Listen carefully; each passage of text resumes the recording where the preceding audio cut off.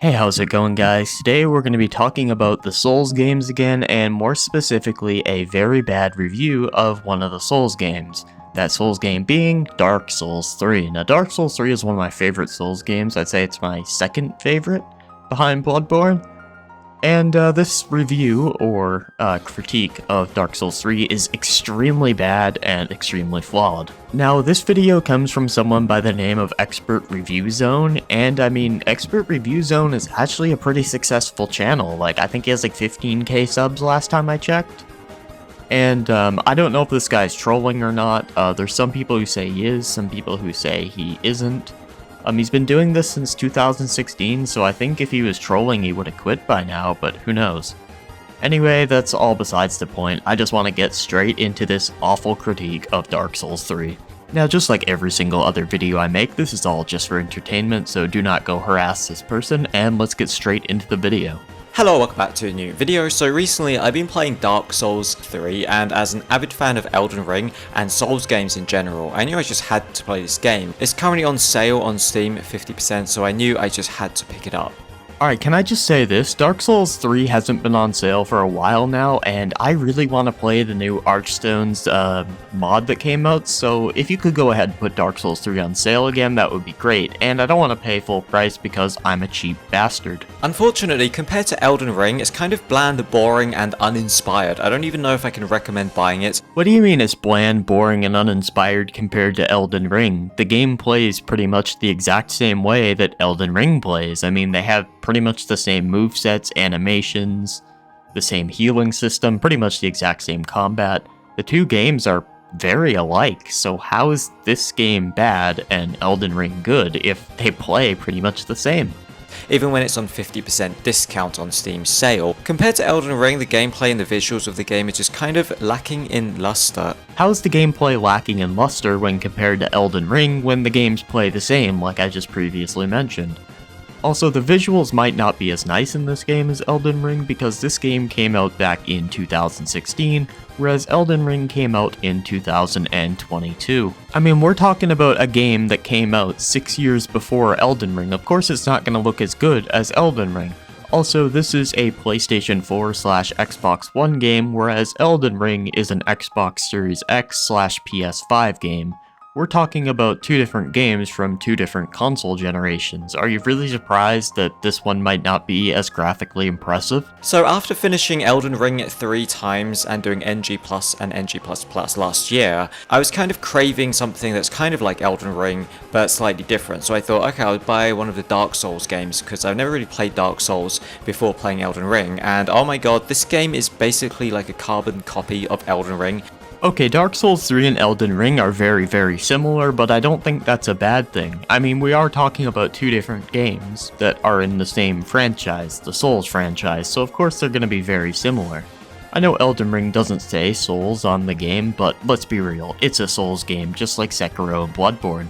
But less good in almost every single way. I wouldn't say it's less good in every single way. Actually, I think the bosses in Dark Souls 3 are a lot better than Elden Ring's bosses. Okay, maybe I won't say a lot better, but I think they're a little bit better in Dark Souls 3 over Elden Ring. I mean, we'll have to wait and see until the DLC comes out, I guess. So if I had to describe this game, it is kind of exactly like Elden Ring, except it doesn't have that massive open world to explore, it doesn't have a mount, it doesn't have a jump button, doesn't have all the cool aspects and magical attacks and weapon combinations. Well, Elden Ring is an open world game, whereas Dark Souls 3 is a linear game. Dark Souls 3 is not meant to be open, it's meant to be linear, and Elden Ring is not meant to be linear, it's meant to be open. I think both styles of games are completely valid and none is inherently better than the other. There's a lot of people out there who prefer open world games to linear games, and that's completely fine. But there's also a lot of people out there who prefer linear games to open world games, and that is also completely fine. It just comes down to personal preference. Personally, I'm kinda split on this. I enjoy playing linear games sometimes because I never really have to wonder where I have to go next or explore around to find out where I have to go. But on the other hand, sometimes I prefer that sense of exploration and trying to find out where I have to go. That were found in Elden Ring. So it's basically exactly the same as Elden Ring, but it doesn't have that feeling of exploration and that feeling of freedom and openness. Okay, there definitely still is exploration in Dark Souls 3, even if the game isn't open world. There's still different things you can explore, find, secrets, all that type of stuff in Dark Souls 3. The game doesn't have to be open world to have exploration. When you begin the game, you're kind of thrown into this very narrow ravine or this valley that only has one direction that you can go towards, and then the game very quickly throws this big boss at you, which is kind of difficult. If you're just new to the game, you wouldn't really be expecting this kind of difficulty in the very first boss. And that would be the player's fault for not being informed on what type of game they're buying before they bought it. I mean, Souls games have been around for a very long time now. There was Demon Souls, Dark Souls 1, Dark Souls 2, and now Dark Souls 3 at the time that this game came out. If you don't know that From Software games are hard at this point, that's your fault for not researching before you went out and spent full price on this game. Whenever I buy a game in a franchise I'm not familiar with or made by somebody I'm not familiar with, I instantly do some research before I buy the game. I take a look, who is this game made by? How hard is this game? How long is this game going to get me enjoyment? Those sort of things. I don't just buy games without doing any research. And it did take me several attempts to take down this boss. Yeah, that's kinda how Souls games work. Sometimes you're gonna take several attempts at a boss, but that's kind of the fun in the game because you get that sense of accomplishment when you finally overcame that boss that took you several attempts. It is very strange coming from Elden Ring and then playing this and then realizing, wait, this game is almost exactly the same as Elden Ring and almost exactly the same as Dark Souls Remastered and Sekiro. Whoa, I have to cut you off right there. This game is nowhere near similar to Sekiro. Dark Souls 3 is about whittling down the boss's health bar as quickly as you can or whatever, or you don't even have to do it quickly if I'm honest, and eventually killing the boss. Whereas Sekiro is a game of posture, and you have to deflect and parry everything, and that's how you deal damage. It's not whittling down a health bar. Dark Souls 3 has you switching weapons, upgrading weapons, and stuff like that, whereas Sekiro only gives you one weapon. Dark Souls 3 is about upgrading your stats, whereas Sekiro, you don't really have stats. They're completely different games, so let's not try to compare them here. It's the same control layout, it's the same kind of mechanics where you kill enemies, you get these points or souls, and when you die you lose the souls, and when you respawn you can go and recollect the souls. And then you just basically level up your character. Yeah, and when it comes to Sekiro, this is just completely untrue because you can't level up your character. I don't know if you knew this or not, but yeah, just thought I'd let you know. And you got different weapons you can choose from, different kind of classes. You got bonfires or sites of grace as they were called in Elden Ring, where you can rest, restore your potions. You completely forgot about the idols, sculptures, or whatever they're called from Sekiro, and the lamps from Bloodborne that do the exact same thing. And then you got the boss battles. The boss battles are basically exactly the same as in every single other Souls game. Once again, that's just a complete lie. They definitely are not the same. The bosses in Dark Souls 1 are very slow and have very small combos of at most 3 attacks. Dark Souls 2 bosses are very clunky. Bloodborne bosses are extremely fast, and Dark Souls 3 bosses are extremely fast. Sekiro bosses are about whittling down the posture bars, and then eventually getting a death blow, and Elden Ring's bosses are similar to Dark Souls 3 and Bloodborne. They just kind of charge up attacks, they do special attacks. You've got to either roll, evade, or block or parry their attacks. If you played any game like Elden Ring or Souls games before, then you'll know exactly what to expect in this game. That's kind of like most bosses in video games though. They move around the arena, they charge up special attacks, sometimes they do an AoE, and then they give you a chance to attack them sometimes. That's literally most bosses in these style of games. The only games I can see where it'd be different is a game like Pokemon, where it's like turn-based, or what's another example, or like a 2D game. But most bosses in 3D games are exactly as you mentioned. Unfortunately, the game just kind of looks very dull. The color schemes of this game is extremely grey, black, and brown. I'd say this is true for the first few areas of Dark Souls 3, but once you get to the Irithyll Valley, I think it's called, I don't remember. But it's that blue valley, the game becomes incredibly beautiful, and this is definitely not true at all once you get to that point. I think you should actually play through the games you talk about before making videos like this, because I feel like you didn't know that before you made this video.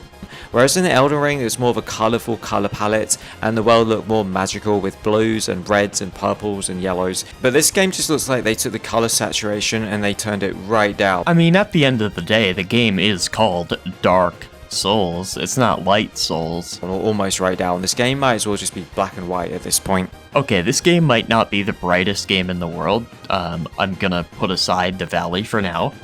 But to say that it might as well be black and white is a fucking stretch, and you know it. The movement and the controls in this game are very frustrating, so your character is not very responsive. I don't know, I'd argue otherwise. The game responds pretty fast for me, but I don't know. Maybe that's just his computer or something? I don't know. Like, you should have said what platform you played the game on. Because if you're playing on last gen, I think the game plays at 30 FPS, which might explain that. I don't know. When you dodge or attack, it feels like there's a 1-second delay from when you press the button to when the action is actually carried out. Either this guy is like a bad controller or something, or a controller with a lot of input delay, or he's playing at 30 FPS. This pretty much confirms it. And this feels very jarring, and it makes for very unresponsive and weird, sluggish and slow gameplay. Your character doesn't really feel very nimble or mobile. Instead of feeling like this powerful, nimble warrior, you just feel like a very slow and sluggish old grandma who has arthritis. You know, I kind of like how descriptive this guy is. Like, it definitely makes his video more entertaining. He doesn't say my character's sluggish, he says my character's sluggish, kinda like an old grandma with arthritis. You know, now that I stop and think about it, maybe this guy's video is just not that bad after all. Something I found very frustrating is when I kept losing to this boss. Every time I wanted to retry it, it would respawn me at this respawn point, which was not very close to where the boss battle is. It took me like a minute or 30 seconds to a minute to be able to get back to the boss, because not only do I have to run all the way back to the boss, I also have to fight all of the mobs that I already killed earlier, because the mobs respawn. It's so frustrating having to do the same little 30 seconds to 60 seconds little walk or run back to the boss and fight the enemies again.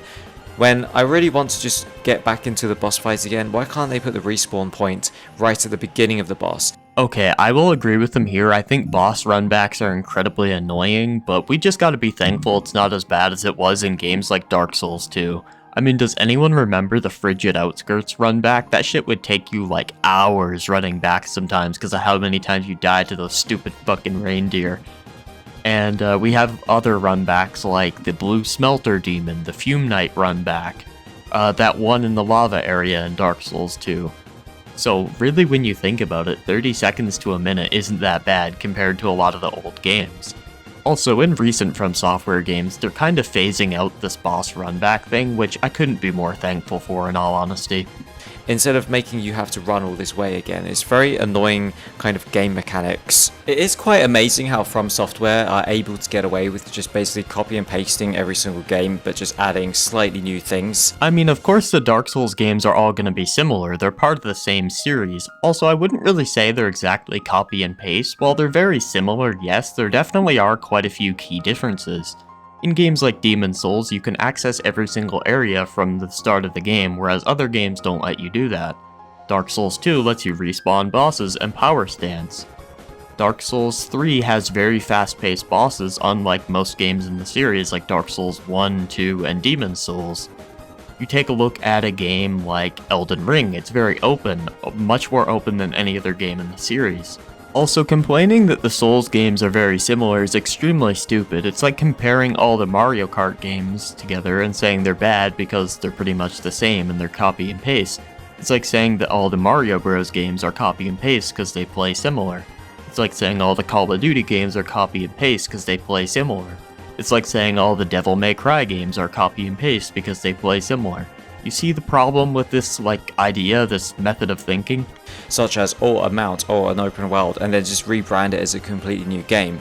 I mean, things like making the game open world completely change how these games play, because in a game like Elden Ring, if you get stuck on a hard boss, you're not really stuck there until you can beat the boss. You can turn around, go somewhere else, or even go around the boss in a lot of cases.